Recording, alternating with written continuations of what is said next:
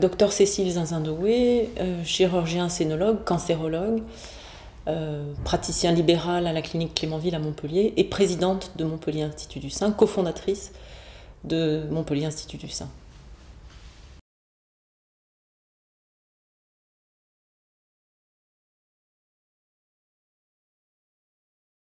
Dans une première partie, le matin, on va amener de l'information sur la réalité de ce que vivent les patientes. On va d'ailleurs amener des témoignages, etc. Voilà.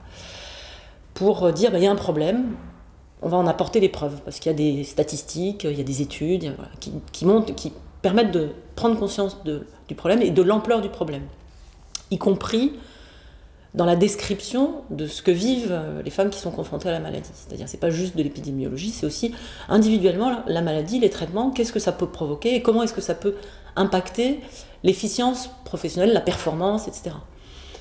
Ensuite, dans le déroulement, toujours dans cette première partie, cette matinée du colloque, il va y avoir une partie qu'on a voulu dédier à justement une parole politique.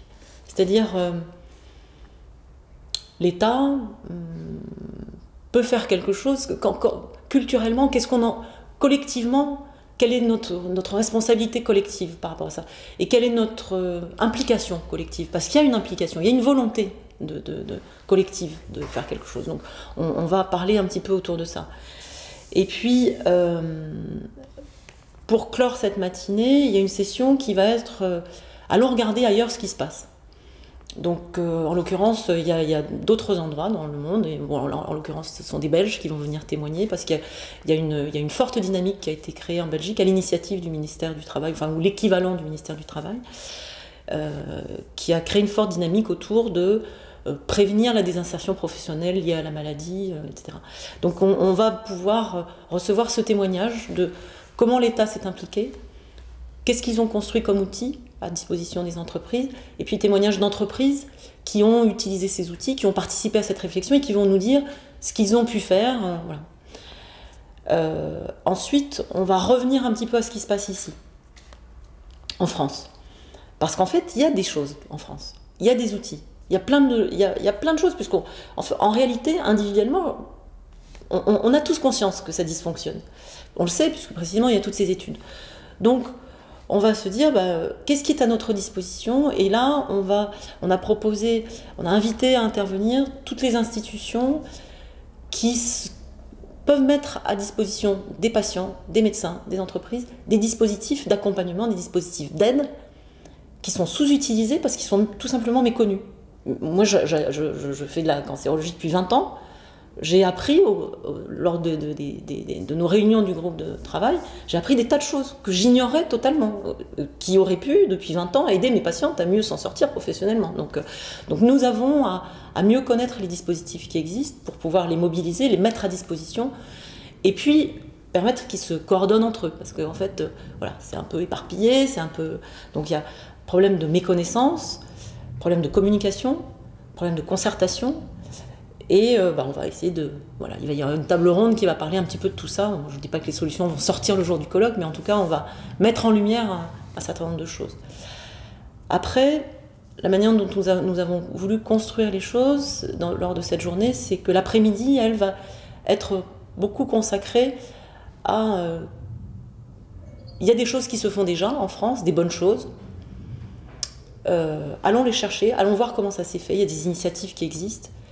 Donc on va avoir des entreprises qui vont témoigner de ce qu'elles...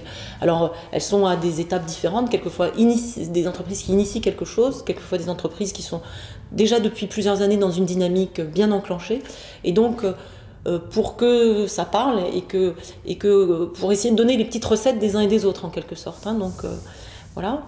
Il existe aussi des professionnels, des institutions, parfois associatives, souvent associatives, qui ont pour fonction, qui ont pour mission, qui ont pour volonté d'accompagner les entreprises qui souhaitent se mettre dans cette logique vertueuse pour faciliter le maintien, le retour à l'emploi, etc.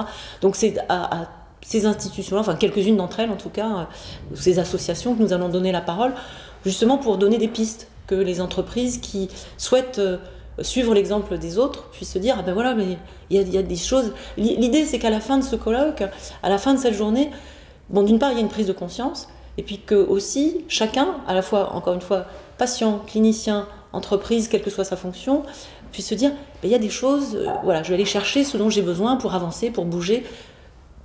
C'est l'histoire du colibri, vous savez. Voilà. Si chacun fait sa part, ben, quelque chose va bouger dans l'ensemble. Et c'est vraiment l'objectif de ce colloque. Et d'ailleurs, nous terminerons cette journée par l'intervention d'un philosophe, parce qu'on voulait peut-être élever un peu le débat. Emmanuel Jafflin, qui est quelqu'un qui a écrit sur l'éloge de la gentillesse en entreprise. Et là aussi, on est dans une forme de révolution culturelle, se dire peut-être que dans nos vies en général, dans l'entreprise en particulier, qui est un monde où on est dans la performance, etc., où, voilà, c'est un monde difficile, hein, parce qu'il faut défendre son bout de gras, logiquement. Mais là, se dire comment est-ce qu'on peut peut-être faire un peu différemment. Bon, alors je ne connais pas exactement le propos d'Emmanuel Jafflin, mais il le développera et ce sera la clôture de cette journée. Il y a aussi en grand témoin de ce colloque, Frédéric Duguel. Oui. Alors nous souhaitions un grand témoin qui soit quelqu'un de la société civile, complètement extérieur, qui n'est pas particulièrement spécialiste du sujet, mais qui puisse être là justement pour interroger, interpeller, titiller un peu, pousser dans les retranchements les uns et les autres, pour essayer d'amener plus loin. Et puis aussi, parce que nous connaissons les uns les autres, hein, notamment les médecins, des fois on est dans du jargon, dans des choses incompréhensibles. Il faut bien qu'il y ait quelqu'un qui soit là pour dire attendez, là ça va trop vite, là on n'a rien compris à ce que vous nous avez raconté. Frédéric Duguel, qui est journaliste, écrivain, et qui a une sensibilité forte pour ceux qui ont eu le bonheur de lire ses ouvrages, va savoir faire ça. Être vraiment la personne qui va être le fil rouge et être la parole publique. Nous donnerons aussi la parole à la salle, évidemment, hein, mais Frédéric va avoir ce rôle-là.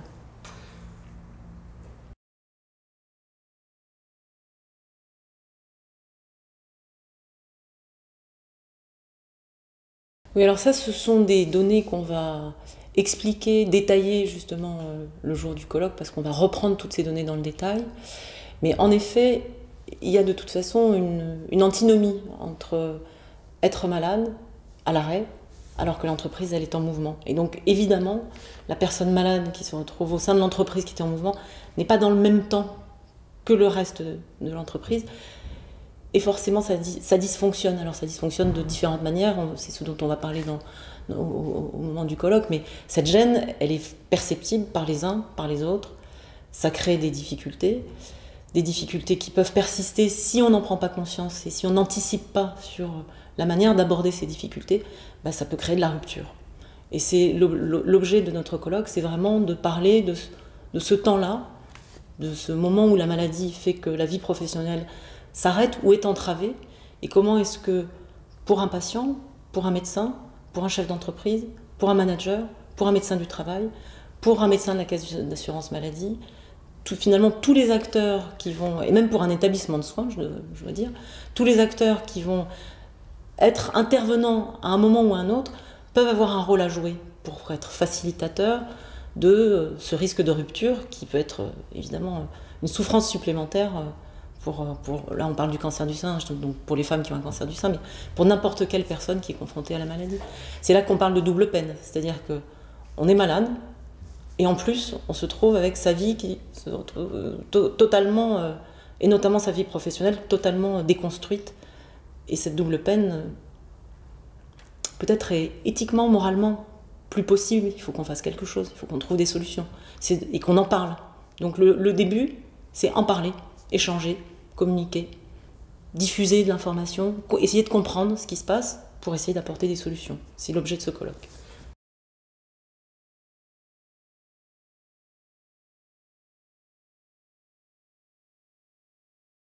Alors, je ne crois pas tout à fait, puisqu'on en est au... Alors, j'ai un trou. Deuxième, troisième plan cancer. En fait, il est vrai que peut-être est-ce l'évolution, justement, de la recherche et de la médecine qui fait que notre première préoccupation, ça a été de traiter et de soigner. Et finalement, plus on progresse et plus on est efficace, Et puis on se dit, il faut aussi qu'on s'occupe du reste. C'est ce qui est en train de se produire. On est dans une évolution naturelle de la prise en charge des patients. D'abord traiter la maladie, et puis maintenant que ces questions-là commencent à être à peu près résolues, bon, pas résolues évidemment, la recherche reste fondamentale, mais on a fait beaucoup de progrès en effet, et on se dit, mais maintenant on va s'occuper de la personne, de l'environnement, de sa vie. Et on est dans ce registre-là depuis, enfin en cancérologie au moins, depuis le premier plan cancer, puis le deuxième. On progresse sur ce plan-là aussi, mais voilà, il faut du temps. Il s'agit de révolution culturelle. Donc, Dans cette révolution culturelle dont vous parlez, qui doit être le moteur finalement? On a l'impression, c'est difficile de faire avancer tout le monde en même temps. Il faut que quelqu'un soit moteur. Non, nous tous, nous sommes moteurs. Une révolution culturelle, ça veut dire que tout le monde, les patients, les médecins, les établissements de soins, l'entreprise, enfin tout le monde, nous sommes tous concernés parce que nous sommes tous un jour potentiellement malades. Donc tout le monde est moteur. Et vous parliez de plan cancer. Ça, ce sont des choses qui arrivent d'en haut. Ce sont des choses décrétées au sommet de l'État. Non. En fait, l'histoire du plan cancer, c'est pas ça. À l'origine du plan cancer, c'est le livre blanc, écrit par les patients, avec la Ligue contre le cancer, et qui a été la base du plan cancer. C'est d'abord la parole des patients qui a été entendue à un moment, et effectivement, les politiques ont décidé de se saisir de cette parole-là, et de commencer à apporter une réponse et de pousser cette dynamique-là. Mais c'est bien parti de la parole des patients. L'histoire des plans cancer, c'est ça, c'est parti de la parole d'abord des malades, des patients, qu'on n'avait pas pris le temps d'écouter. Et à un moment, on s'est dit, bon, maintenant, on arrête, on écoute. C'est peut-être ça qui est l'enjeu par rapport aux entreprises, aux RH, c'est de se dire qu'il faut vraiment qu'on écoute nos salariés.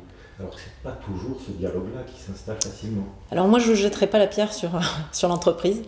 Je pense que nous avons tous à nous écouter tous. C'est-à-dire que l'entreprise a des contraintes que le monde médical ne connaît pas. La caisse d'assurance maladie a des contraintes, l'État a des contraintes que nous connaissons mal. Voilà. C'est toujours pareil, c'est un problème de concertation, de communication. Il faut amener de la fluidité, que chacun prenne conscience des contraintes des uns et des autres, les prenne en compte pour que ça bouge de manière harmonieuse. Il n'y a pas d'un seul responsable.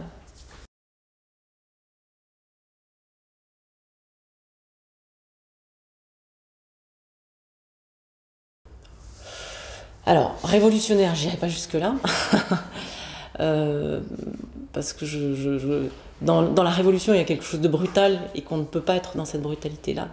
Forcément, si on est bien dans des changements de paradigme, des changements culturels qui se font petit à petit, qui doivent se faire en douceur. Donc, des pistes, on en cherche. Le colloque, c'est une des pistes, c'est-à-dire que l'idée, c'est déjà, parlons tous ensemble, apprenons à nous connaître. Apprenons à échanger, prenons conscience, échangeons des informations. Et puis là, les pistes vont naître. Alors, c'est ce qui au-delà du colloque, c'est sur le plan régional, ce qu'on essaie de mettre en place, puisqu'on a créé un groupe de réflexion, où on a pu amener, et tous sont venus avec beaucoup d'enthousiasme, ils sont très participatifs, quelques entreprises, avec managers, des RH,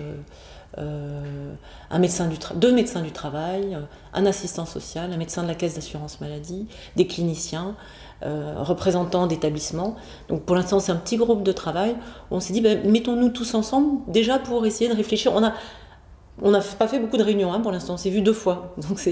Mais déjà, on a éclaté au grand jour pour chacun d'entre nous la difficulté la méconnaissance que nous avons des contraintes et des difficultés des uns et des autres. Et c'est par là que ça commence, à mon avis. Ensuite, le but de ce groupe, c'est évidemment, c'est un groupe de réflexion qui va ensuite être moteur et force de proposition, c'est ce que nous souhaitons faire. Donc la suite, je ne la connais pas, puisqu'elle va se construire avec l'ensemble du groupe.